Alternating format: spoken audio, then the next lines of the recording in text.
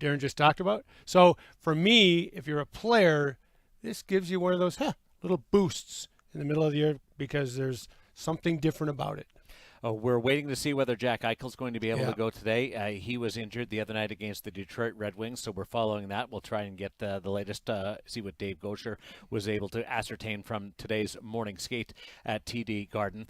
We are also following up on Alex Pietrangelo. It doesn't sound like he's going to be in the lineup, so at the very least, they're going to be down one player. Not the best case scenario, but opportunity, right? To step up. Sometimes that can help you in a short term in the sense of everybody does rally. Well, and everybody's going to be needed. So that means you're going to have to, probably go 4 lines, go 3 defense pairings. Bruce Cassidy loves to do that. He's had to shorten his bench here, chasing games in the last 10 games more than the first 10 or 15 games.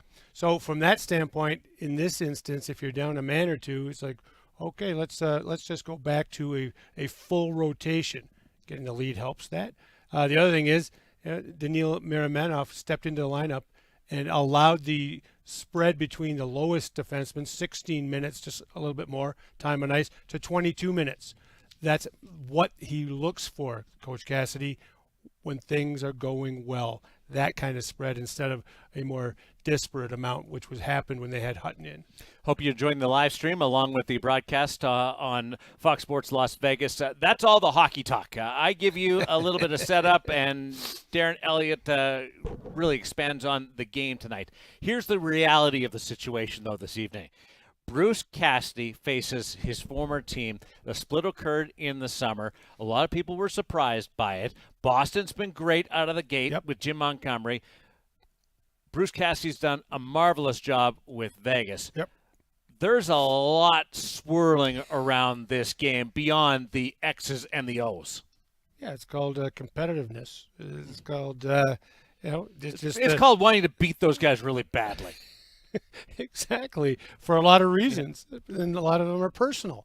But again, some of them are professional. Like, okay, they thought the next guy in it would be better. He's been as good as it gets as well, right? Jim Montgomery, you can't get a more of a boost from a coaching change than what Boston got with Jim Montgomery behind the bench. And I liked how Bruce Cassidy handled that. He said, well, I built on what Claude Julien had built. I built upon that, and Jim looks like he's doing the same thing. What was left there is now being built on by him, bringing in his approach to coaching. Very complimentary towards what's happened with Jim Montgomery taking the fold. Boston surprising because they had all the early season absences in their lineup, and they were able to get through that. But again, they said they're going to, we'll be without Marchand until December. Yeah. And he came back much earlier. So the good news is those guys that they got through, as much as they had to get through, was not nearly as daunting or as long as they had originally projected. And Vegas missed the playoffs last year. There's question marks about players in goal. They've answered those. Logan Thompson will play tonight, and they've been a really pleasant surprise. Or if you were optimistic in training camp, they've answered the questions. Lots of questions. And to me, the goaltending, you couldn't ask for, again, you couldn't say, all right, it's the biggest question mark. What would be satisfactory? Just solid goaltending. Well, it's been solid and then some. And for that, you are near the top of the Pacific Division. And you're leading it. You've got some guys who are chasing you a little closer now. But you're back to where you hoped you would be in the Western Conference, and that's a leader, not a follower, and it has to do with the health. I'm surprised it's been gone this well, but like everybody else, pleasantly surprised. 18-7-1 after the victory against the Detroit Red Wings the other night, in which Aiden Hill picked up his victory. That was business. Tonight, you used the word personal. Is this going to be the most emotional game that Bruce Cassidy will coach in the regular season? For him. Yeah. Like I said, it's hard for me. Like like I said, there's great that there's lots of focus on this game. So the players, a little more juice. All right. There's a little more, activity around the game, a little more scrutiny. All those kinds of things make it exciting. in the middle of a season. And as much as they like their new head coach, and let's win one for the Gipper. Let's win Bruce Cassidy. Google win one for the Gipper, folks. All right, It's an old line from an old. That was before my time. It's before my time too, as a matter of fact. But it's a cliche, and I'm good at those. So anyway, if you go from that standpoint, okay, fantastic. But really, how much of that juice for the coach translates to the players? Well, I'll tell you. Okay, tell me. Vegas was outstanding in Jack Eichel's return to Buffalo. They rallied around that. Absolutely. Vegas was brilliant when Phil Kessel set the Ironman record. Yep. Rallied around that. Riley Smith, Alec Martinez, milestone games in Toronto. They were both awesome. Mark Stone back in Ottawa for just the second time. They rallied around that. They've been exceptional when it comes to something being on the line for one of their teammates. Exactly. Players. So it's different for the coach? I think maybe. I mean, you can't expect. He's the boss. I'd want to win for him as much as anybody. He's the one that's deciding things. It might not be quite as emotional attached to your coach as you are to your teammates. That's all I'll say. You might like him a lot, but I'm just saying. Okay, so then you go down the list because there's so many layers to this game. Right. And you and I have done pregame shows where we've talked about a storyline going in. Yep. And it dominates the 30-minute program. Then we touch on a little bit in the first intermission. And then It kind of goes away. we acknowledge it in the postgame because we did all this work in the pregame Well, and show. we follow the thread through the game because we're But professionals. it really hasn't become as much of a factor as we thought. Right. This coaching matchup has that same scenario where it's a big story going in, Yes. but once the game starts, it kind of goes away. However, you've got a team that hasn't lost at home this year against the best road team in the National Hockey League this year. You've got the best team in the Eastern Conference in the Boston Bruins against the best team in the Western Conference right now in the Vegas Golden Knights. It does create and set up a clash of titans. Yeah. I mean, it does. It's like I said, for December 5th, phenomenal. It's like, oh man, look at everybody's talking about it. It's a point of focus for the league tonight. It's great stuff. He had me at once they dropped the puck, you're just about playing the game. That is the reality of it for the players. All the other stuff is ancillary. Makes it more exciting. Makes it a better read or better write for the reporters. All those kinds of things because of the numbers that you were throwing down there. All right. So who does it mean more to then? Vegas because of Bruce Cassidy, or Boston because it's Bruce Cassidy? Because it's Bruce Cassidy, and then the perfect record at home, which is National Hockey League mark for the start of a season. They've already broken the record, though, right? Yeah. So they're adding to it. It's an add-on at that point. So, yeah, I think it's you're defending your home. There's that kind of logic for the Bruins. He's the guy that some of the guys that we're happy to see go. That always happens on teams when coaches get fired.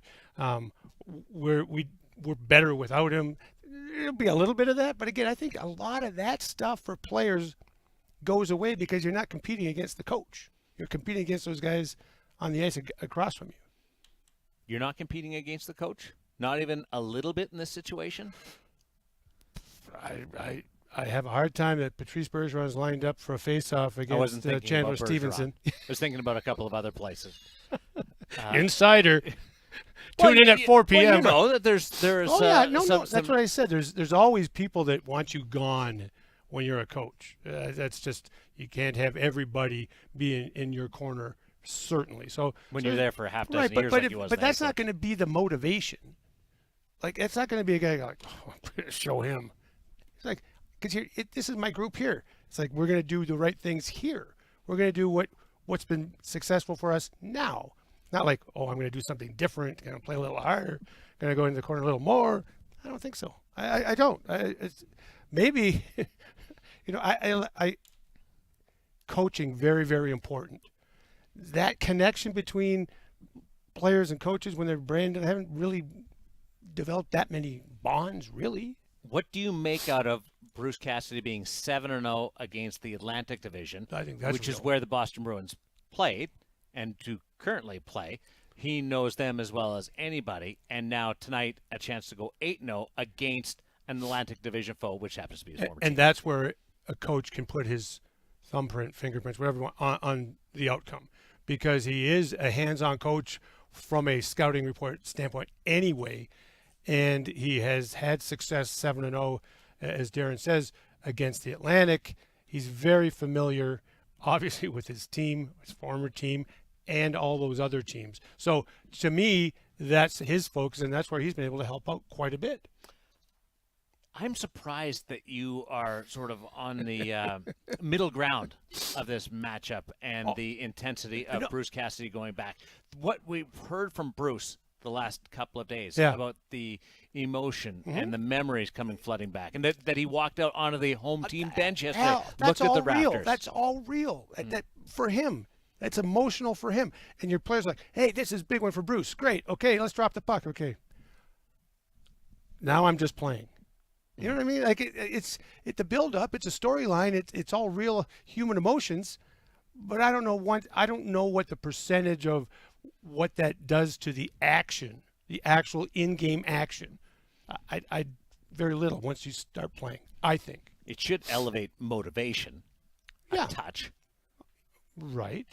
But does that mean you're going to lay out to block a shot more, or is it just a more intense game anyway because both teams are good teams? Well, these players know. We're going to have some sound on the pregame show on AT&T Sportsnet. Keegan Colasar and Riley Smith. You're scooping me, see? Well, no. Yeah. I'm trying to tease people and invite them to watch. Even though I know Ryan has the pregame show on Fox Sports Las Vegas. Sure. I don't want to scoop our own show right now either. But Riley and Keegan scoops. are very much out there with the awareness of what is on the line for Bruce Cassidy. Vegas has a tradition. At every morning skate, they have a post-practice stretch in the middle of the ice. Yep. Coach has a couple of words, and the player who has closest ties to that night's opposition leads the stretch. Mark Stone leads the stretch against the Ottawa Senators. Jack Eichel led the stretch when they played the Buffalo Sabres. You see where this is going. Today, the stretch was led by Bruce Cassidy. Absolutely. And the players make that decision who leads that stretch. They put their coach in the middle. That's some fun with it. That's cool. But it's also an acknowledgement of we got a good one. We know it's big. We absolutely have a good one. And it's also a great two things. Insight into that locker room, which we've been talking about. It's a pretty close group. I mean, it's been fun to see that emerge since training camp. And they know the situation very, very well. And they're happy for their coach to be back, and it's a big moment. They're aware of it. Let's play the hockey game. Do I have you hooked yet? I was already hooked. So what did I spend the last 14 minutes trying to do? Get me to parrot what you're thinking. I'm thinking slightly differently. That's all. Rosters are out for the rivalry series that's coming up December 15th, Canada and the U.S. Check it out at the respective national team websites. One of the best rivalries in all of sports is at the Dollar Loan Center in Henderson. On that Thursday, middle of this month, the U.S. and Canada national women's hockey teams have battled on Olympic and World Championship stages for decades. It's one of my favorite hockey games all time. Watching these two go, whether it's an exhibition, a national team, a world stage, or an Olympic final. Now they're coming to the Las Vegas Valley. Visit thedollarloancenter.com to get tickets and see the best in the world battle on December 15th. Jesus Lopez. You don't have to get him fired up, but I got him a coffee anyway. He's coming in. Hispanic Heritage Night on the way on Wednesday at T-Mobile Arena, and we'll also talk about what's happening tonight in Boston. It's the VGK Insider Show at 4 o'clock, and we are nighttime at noon on Fox Sports Las Vegas.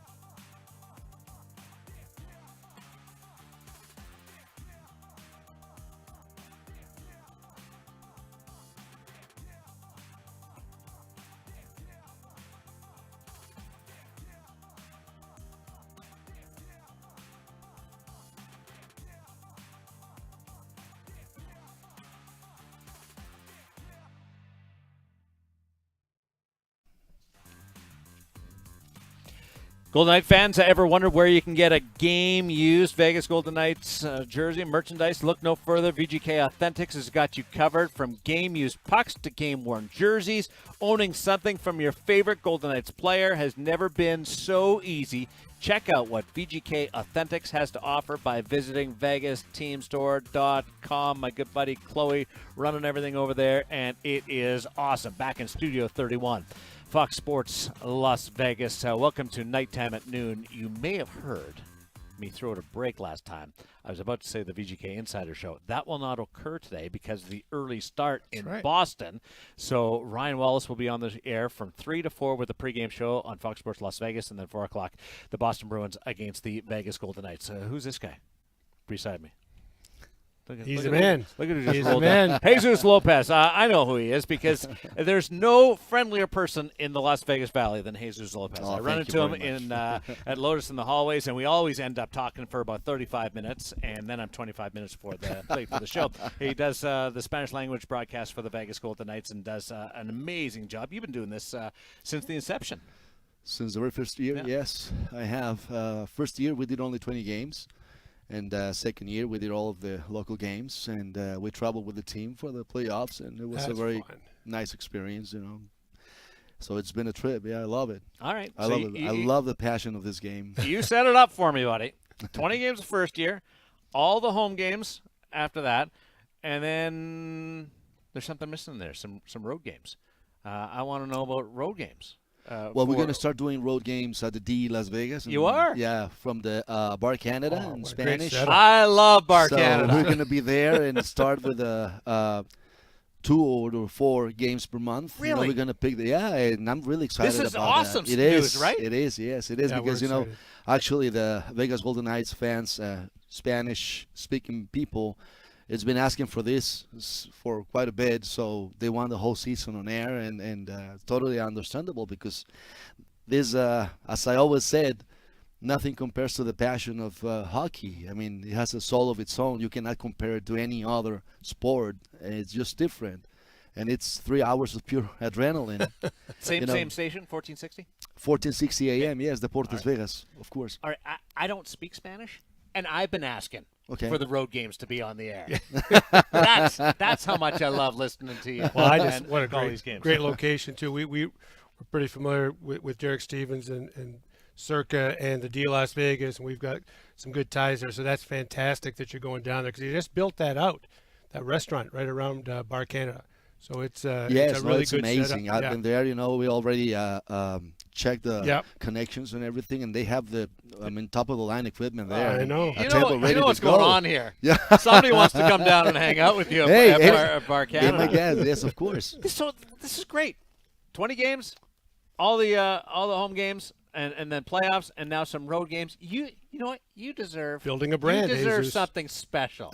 Okay, can I do something special for you? Yes, of course. All right. Wednesday is Hispanic Heritage Night. Yes. At T-Mobile Arena, the Vegas Golden Knights and the New York Rangers. I would like to give you a Hispanic Heritage Night. Oh, wow. Nice. Wow, look at this. Ryan, Thank you. It in. Thank you very much, Ryan. What do you think of that? Oh, wow, look at this. And the color is amazing. Yeah. The warm-up jerseys that they'll wear on Wednesday night for the game against the New York Rangers. I want one. Orange in color with that beautiful logo, that just swept the Las Vegas Valley. We had a the couple of years T-shirts. ago. It's still you know what? Some of the listeners said that it's an honor, because for the first time and the only time that the logo has been altered is for the Dia de los Muertos. That's exactly right. And it's beautiful. The way it came out is just beautiful. And, what an honor. Thank you very much. Look at the shoulder patches, too. Yeah, look at this. There we are. Hockey for everyone. This is outstanding. I love it. Mortis. Do you remember the first time that we did the Day of the Dead game? Of course, I cornered Jesus probably for 46, 49 minutes. Long. Telling him, walk me through this. How do I say it? Over and over, and he got me right on the spot, so I appreciate it. But how about that sweater? That's all yours, buddy. The colors are amazing. Yeah, thank you very much. Pops. Thank you. The colors are amazing. And it's a very significant celebration for the Mexicans, Dia de los Muertos. It's something so unique, and the state of Michoacan, in Mexico is the state that has the most beautiful celebration on Dia de los Muertos because it lasts for 3 days. And they have this island in the middle of the lake. It's called Janitzio, the Lake Janitzio. So people goes on those little boats, with candles, a lot of flowers, cempasúchil flowers, around the canoas. And it's when the death comes to visit. Yep. That's why they create all these altars with everything that the dead ones used to love to eat, to drink, smoke. It's something really, really nice. So that's one of the things that I love about the Vegas Golden Knights. The way they honored our culture. This is Las Vegas. I believe is one of the cities where you can find people from all over the world. I mean, besides Paris, I believe you can find all sorts of foods, all sorts of restaurants here. And you want Ethiopian food, you can find it. Somali food, you can find it. Mexican food, of course. There's people from all over the world, and the inclusion, I believe, is a very specific code for the Vegas Golden Knights because it brought everyone together, especially after what happened in October the 1st, the first year. The first game happened in October the 10th. Since then, the Vegas Golden Knights have been honoring first responders, people who suffer something that day, or, cancer, fighting cancer, Latina, Dia de los Muertos, a Chinese celebration, Irish celebration, you name it. So it's a very inclusive team, and that's something that I really love about the Vegas Golden Knights. Yeah. Yeah, the inclusion, it's been a big thing in the sport of hockey. Yep. Because you need to start seeing, people of color. The girls' game has exploded in that regard. We talked about the rivalry game. You just have to keep moving. I've been involved in youth hockey and youth sports a long time, folks. And I love it for that reason, because I think that's how you bring about change over time, is through the kids understanding other kids and what they do and why they do it, and maybe can learn from each other. You two just had a conversation about bridging the cultures, the culture of hockey, and you have connections Soccer, obviously in hockey, and then in soccer. And Darren's reaching out, and he said, "I know the exact person to do that." Yeah, and that's the fusion of those cultures. It's going to be phenomenal. I'm sure. I think so. I can't wait, and it's something that I want to say about this is that people, when they call into my show, because I do a show 5 to 7 on Deportes Vegas every day, they always point to the fact that the team, the Vegas Golden Knights, was the medicine that healed the big wound of what happened in October. That's why the connection is so strong. It's not only, with all due respect, but this is not only a logo. This is a shield, for the city. Right. The logo of the Vegas Golden Knights. And this, more than just a team, it's our team, and above that, it's a winning team. And I get very excited when I'm doing the play-by-play, the best I can. I always thank Dan Duva and Dave Gocher for everything that I've learned when I listen to them. Gary Lawless, the guy speaks hockey like nobody else, with all due respect. And when I was learning, I was always asking them, hey, what about this rule? What about this? And they were always there, and I'm thank them so much for that. Yeah. And we were making a measurement the other day about how many words I use per minute doing the play-by-play. So I use 350 to 380 words per minute when the puck is behind the net in Spanish. Spanish is a language which structure allows you to speak at a very, very fast pace. Spanish is made out of Latin and Greek. Originally, Spanish was Castellano. That's the original name of Spanish. When the kingdom of the Iberic Peninsula became Spain, then it became Spanish. They took the language from the kingdom of Castilla, which was Castellano. So 350 to 380 words per minute. And I go, do I really say that many words? But yeah, we count them word by word. It's when it gets more tense, when the puck is behind the net. describing the goal line, describing the offsides, describing, if he's going to center. Well, especially on radio, there's no picture. You are building. You have that to frame for it. your, Yeah, we have this called PPDDA, which is possession, position, direction, defense, and attack. If you cover those 5 points, you're covering any sport. Okay, what was that? PPDDA. Yeah. And it was created by one of my teachers in Mexico, and I just took it from a soccer field to a hockey field. What is it? Possession? Position, Possession. direction, defense, and attack. Huh. You have to describe, and you have to make sure that you yell more strongly when you're calling the local games than yeah. Do you ever throw in a dough in there? That was my impression of No. Because I found out this is my surprise for you. I found out today, Mr. Big Shot here, Jesus, does a great Homer Simpson and Marge Simpson in Spanish. Yeah. Yeah, well, I do voiceovers for the phone company in Mexico, and I do the voice of Homer Simpson in Spanish. Can you give me a little bit to Darren? Of Homer Simpson? Of Homer. Well, you did Marge earlier in the office. That was pretty good. That was off the cuff. I didn't even ask you for that. And it was... el mejor equipo del mundo son los Vegas Golden Knights. Yo ya le dije a Homero que tenga mucho cuidado con las porras que echa. So there is that. That's an extra. Well, on my show, I do voices. I do 15 voices in my show. Wow. Yes, you do 15? 15. Yeah. That many? I didn't know it was that many. Well, the biggest commentator in Spanish in sports is José Ramón Fernández. ¿Qué tal, amigos? Para todos ustedes desde la Ciudad de México, José Ramón Fernández, desde Qatar, la Copa del Mundo 2022. How does he take it? He loves it. Okay, I'm a very good friend with his son. Okay, that's cool. That's great. So, yeah, he loves it. And I do, some former Mexican team coaches and stuff. So it's about fun, But sure. there's a thing.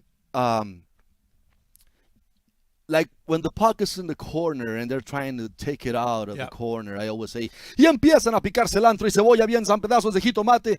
It's like, they're chopping onions and chopping tomatoes and, just because, to make it fun, because if you describe exactly out of a book, you have to, for the Hispanic people, you have to also be entertained. Plus, saying they're doing salsa doesn't work. Like yours is way better. Well, no, but you're right though. You are tailoring it to your community, to your audience. So because it's really different. Let me tell you something. A lot of people believe that because we speak Spanish from Mexico to Argentina, it's the same in Spanish, and it's not. Right. Some of the words that we say in Spanish, Mexicans, let's say for the Cuban people, are insults, and some of the words that the Cuban people uses for us are insults. So we have to take it, like maturely and knowing that you some have to words. know. Yeah, you have to know. You have to respect those boundaries, right? Yes. Because but for some people it's an insult. For some other people it's just a joke. Right. And a lot of people take us really seriously. And no, even in Mexico we have our regions where Spanish is different, where the way we use bad words is different. And some places like the state of Mérida, south of Mexico, can be really mean. And some other places like in Guadalajara, where I'm from, doesn't mean anything. So that's how big the Spanish language is. Think about this. The biggest piece of literature ever written in the history of humankind was El Quijote de la Mancha, de Miguel de Cervantes Saavedra. It was written in Spanish. Spanish has 350,000 words. And that book required only 28,000 words. So that's how big Spanish is. So there's a lot of words that have a lot of meaning in different countries. So be aware. You may say something wrong when you go to Peru, especially if you ask for some kind of food. Yeah. They, But you go to you'll Cuba. be okay somewhere else. We're gonna go hang out on Lake Mead one day. And We have to. Just talk hockey and talk just history. He's the smartest person. Darren Elliott's the smartest person I know. Cornell grad. Okay. And you've taught us stuff Doesn't today. know very many So smart this people, is really, really cool. Well, I took anthropology, so I'm addicted to reading. Enjoy your sweater, the warm-up Thank you very jersey much. Thank for you. Hispanic Heritage Night coming up on I'm gonna Wednesday. show it off again. Look Look at at that. this. Orange Look at base, this. outstanding stuff. Jesus Lopez, 1460. You can listen to them, all the home games, and some road games coming up. That's great, coming to you from the D. Dave Gosher, I know where you are. I don't know whether you're listening, but you got a lot to live up to after Jesus Lopez joins us today. Thanks, buddy. Really Thank you, appreciate Darren. it. Eliot, thank you very much. Thank you. We'll be back on Nighttime at Noon on Fox Sports Las Vegas. We've got some things to talk about. Catching the Golden Knights game, grab a bite. Come stop by Mackenzie River Pizza Grill and Pub. It's right out our door here.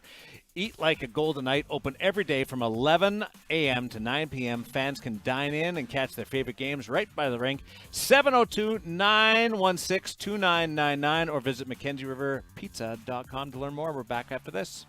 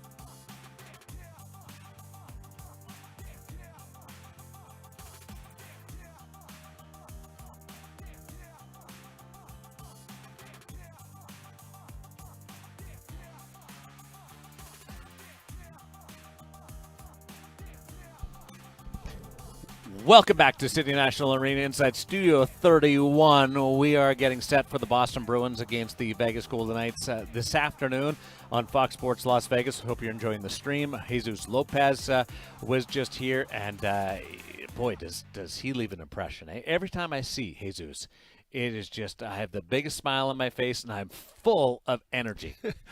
And it's so genuine. Yeah. Oh. Well, everybody in the studio right now is acknowledging it, nodding. Right. You know, they're all. He makes it. You know, he makes an impression right away, and it's a positive one. You leave with a smile for sure. I didn't get your thoughts. The warm-up sweaters that they're going to wear, Canadian term sweaters, jerseys, right, on Wednesday night with the orange Yep. and then the beautiful, wonderful logo from Dias de Mortis. It's like that is a sweater. You will stand out in that with that Golden Knight crest. Very much so. That I remember we wore the T-shirts. Yes. That first. Underneath our suits, right? Right. It was before my hoodie. We were way ahead of our time. But the T-shirt, when it was still usable by me, but anyway, it was the most common. Where did you get that? Where did you get that? Everybody loved that shield, and you know, Jesus brings it to the local. You and I weren't here as to why, you know, the connection between the community and the team is so strong, but it's something you notice right away when you do come into this market and are a part of this team. Golden Knights against the Boston Bruins tonight. We talked about all the different storylines, and it goes deep, like Red Rock Canyon deep. Yeah. When you see all the layers of rock, what's at stake tonight between these two clubs. And Dave Gosher is going to join us in just a little bit from Boston. So we'll get really deep into what's happening there. But some other news and notes from around the National Hockey League. Jason Robertson of the Dallas Stars. They had a spirited comeback yesterday, fell in a shootout. But this guy is right there with Connor McDavid when it comes to scoring goals and producing points. I don't know whether he'll ever be able to outlast McDavid, but Robertson does something that you don't do, and that's score from well out and not being a big guy. Yeah, he has been a revelation for the league, a boon for the Dallas Stars, made their top line one of the most dangerous and consistently dangerous lines in the NHL. I heard of him coming into the league. I knew about his background a little bit. He has a brother trying to piece together a career on his, you know, of his own, and maybe in my mind it's like, same kid, same. It wasn't. It's a brother, and this guy has done nothing but score at this level. Yeah, and it's also, you talk about Spanish Heritage Night taking place on Wednesday. We've got Jason Robertson from a Filipino background. That adds to our sport, hockey for everybody. Like it continues to grow, and a great ambassador to see out there at the top of the game. Yeah, it's so important. And again, I mostly my efforts in terms of outside of the norm has been coaching and promoting girls and women's hockey. It was a good place to start because lots of girls and women were playing the game. But that notion, and I talked to Cami Granado years and years ago. I was in Anaheim. She was in LA. She was kind of starting her career as a broadcaster in youth hockey.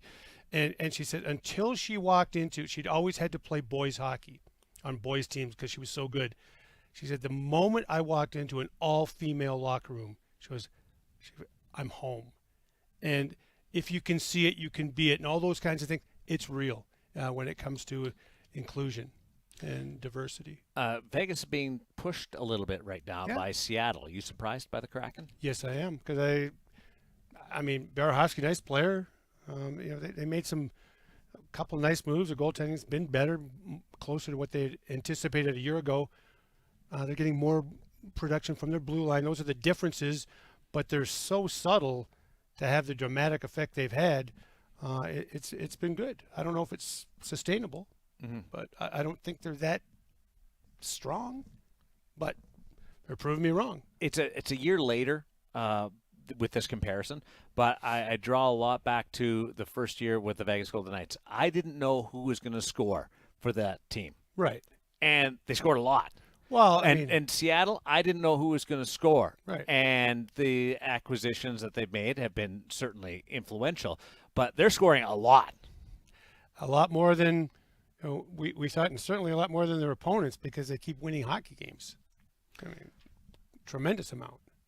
When you look at Patrick Kane. Yep. Wow. 1,200 points, and he's still playing at a very high level. Mm-hmm. Can he be a guy that puts you over the top at the trade deadline? Oh, first of all, do you think he'll be moved? Yes, I do. Okay. I think he's – well, he has to say yes because he has full no trade. Mm-hmm. So if he wants – because he's unrestricted coming up next year, so he gets to go wherever he wants anyway in the summer, correct? Mm. So it's up to him. Does he want to make a chase, or does he just want to finish as a Chicago Blackhawk and take his career from there? It's very similar to Claude Giroux last year. Well, I just look who I wrote down Giroux. as you were talking about. Very, very similar.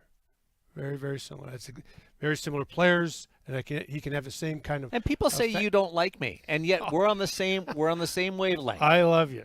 That's for sure. 1 hour short. But it is. Giroux had the opportunity be a lifetime flyer, or accept the move at the deadline, and then possibly go somewhere else. Correct. I thought he would have stayed in Florida. He would have found a way to make that work, but he went home to the Ottawa region. Part of me thinks Kane's going to go somewhere where he's going to stay, but I don't know for sure on that. He's never been traded. Right. And I think that is a much bigger ask of a player to go and perform well when you've never moved at all. So I think there's more risk than meets the eye. Yeah, and the other thing is when you do it on the short term, there's a lot of it's unsettling. So you might go to a team. Giroux went to Florida last year, and you might be able to be productive, and you might not, because it is so unsettling, so unnatural. And then you don't know it still doesn't really decide what the next move in your career is going to be. Look at the text I just got. Look at it. You want to read that out loud? Trying to call in, getting a busy signal. Can they call me? That's from Dave Gosher. He's texting. He's ready to go. He's that fired up to come on nighttime at noon. We'll connect with the Vegas Golden Knights television play-by-play voice as we continue ahead of the Boston Bruins and the Vegas Golden Knights on Fox Sports Las Vegas. That's a classic.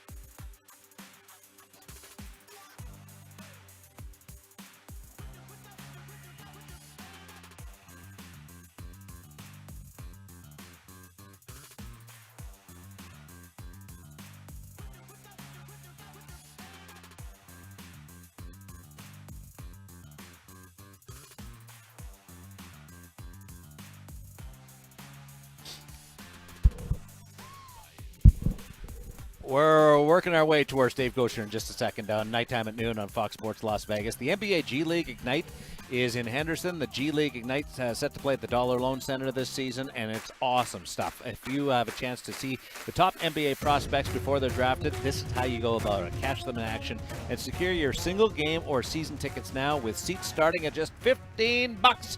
Visit thedollarloancenter.com to get your tickets now. Vegas in Boston to finish off this 4-game road trip.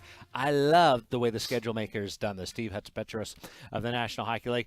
The Buffalo game was last on that 5-game road trip, so they had that carrot at the end, and this is the carrot to wrap it up in fine style. Daren Millard along with Daren Eliot on Fox Sports Las Vegas. Here is Dave Gosher. Did we connect with you? Fine. You're texting me during the show. I'm trying to produce and deliver a top-quality radio program, and you're texting me. It wasn't like I was texting you saying, hey, how you doing? How's your day going? I was trying to join you on the show. I wasn't really interested in your well-being. Do you know want what I mean? So you don't want me to give you an update on how my life is? But how's everything going? How you doing? I miss you. It's good. Well, Eliot was kind of treading water on what this means to Bruce Cassidy tonight. That's not even true. Okay, I'm putting words in his mouth. That's such bad paraphrasing. But anyway. And I was building it up. I'm selling the game tonight on Fox Sports Las Vegas and AT&T Sportsnet, where you'll have the call with Shane Natty. Is this the most anticipated emotional game of the career of Bruce Cassidy in the regular season? Well, I think probably, I can't speak to the ones in Boston, Mallard, but I think Bruce downplayed it this morning, saying if we have more juice to it if there was a player coming back. I'm not sure if I completely buy that, to be honest. I think this does mean a lot to him. That's exactly what I said, that it would be. Yeah. And I disagreed with you, and I disagree with Bruce. Yeah. I just think human nature being what it is, look, he had 5+ good years here. 50-win seasons, playoff appearances, Game 7 of a Cup final, and, for a whole host of reasons, they decided to make a change. I don't know. I just think this can't feel like a game on a Tuesday against the Florida Panthers. I just don't think it is. I think it does mean something to him. How much? I don't know. But I think, there's got to be, if you're as competitive as he is and what he does for a living, I think this would have to mean something to you. Him leading the stretch is kind of cool. I don't know that I've ever seen that. You guys... Darren was telling me that they have that tradition, as we know, at the end of morning skate, and they had the coach lead it. That kind of shows you where this team is in terms of the locker room. Yeah, I would agree with you, Darren. Look, I do think this trip for them has been a challenging one. They've had some pretty good success. They've won 2 out of 3. I think they were real pleased with how they responded in Detroit. I don't think they liked their game much at all in Pittsburgh. But this is going to be a challenge tonight. It doesn't look like Jack Eichel's going to be able to play. I mean, I know Bruce said this morning they were going to make it a game-time decision, but then he kind of also intimated they're going to be without a couple of real good players when you throw Alex Pietrangelo in that mix. So you've got your best forward and your best defenseman not in the lineup against the Bruins team. Oh, by the way, last I checked, are 14-0 at home. So if they're able to end this winning streak for the Bruins, it would be this is going to be their toughest test all year. It was going to be a tough enough test if they had 2 of their best players, and it looks like they're certainly not going to have one and probably not going to have both. Just for those watching the stream, we have a photo of you up here, like you do when you're doing a phoner. And like live from Boston is Dave Gosher. I just sent you the text of that picture. Is it like from, let me take a look at this, Jim. Is this from like 1985? When was this? Oh, yeah, that's an old picture. We know. Wow. We can't do better than that.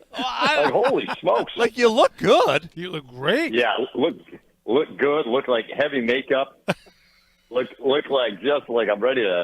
I don't look happy. Like I think that I have a VGK picture. Hey, put that one up, Mellon, because that would be good. Hey, if you're producing with this, the take group care from of that. The old movie Pretty in Pink. I would have got a different picture up. I would have got a different picture up, but you were texting me.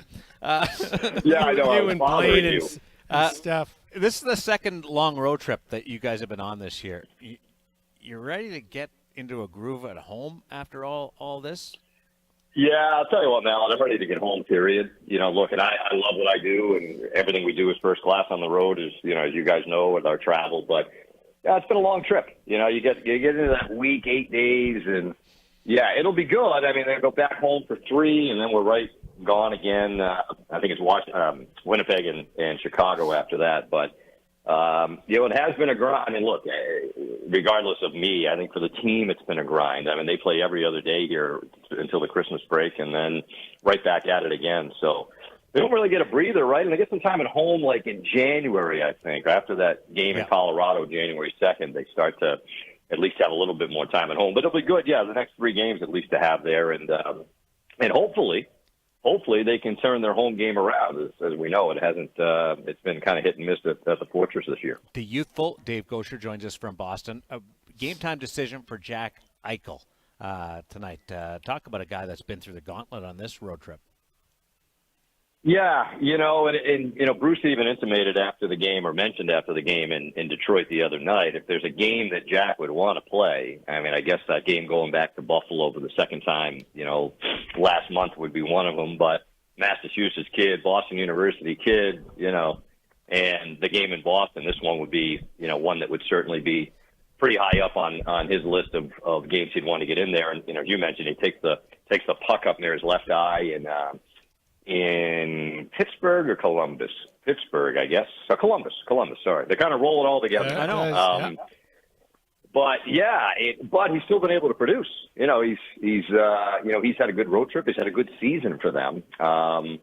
But yeah, he's just, it's if he didn't have bad luck, he'd have no luck on this trip. And hopefully if he's not able to play tonight, this isn't something that's too terribly long. You feel for a guy that, we all know the saga with, the neck situation and having to get surgery and how long that took. Boy, you just love to see him stay healthy for a significant stretch of time or for a full season. So hopefully this isn't something overly serious. We come on the air on AT&T Sportsnet right as the pregame warm-up starts, so we'll be watching that to see if Jack Eichel skates on the ice for that and as part of the line rushes. Is there anything that Dave wants to ask Darren and Darren before you go with a minute to go? I'm just curious how much you've missed Shane and I around the office. Be honest. Like on a scale of 1 to 10, is it -6 or is it 14? It's funny. I miss you. My conversations with Shane are about as eventful as they are when you're on the road. Well, as you know, he's a real peach. Yeah. I'm talking to him about as much as I do when you guys are on the road or at home. I miss you guys. I miss you guys a lot. He is the angel of death.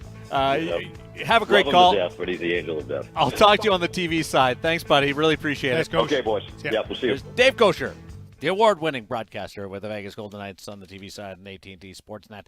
I'm so pumped for this game. Me too. I'm more pumped than you are. Okay. I think it's going to be a good game and a real tough test, especially if you can't, get 2 guys out. Ryan Wallace has the pregame show at 3.